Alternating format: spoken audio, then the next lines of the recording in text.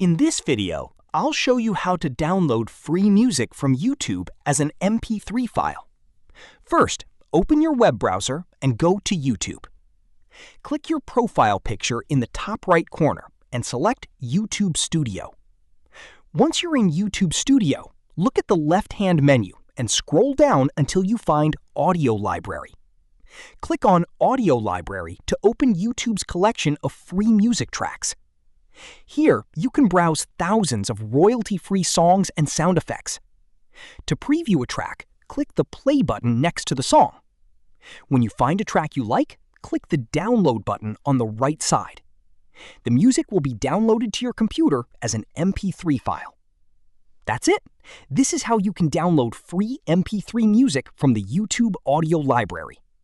If you found this video helpful, don't forget to like the video, subscribe to our channel, and press the bell icon for more tutorials. Thanks for watching.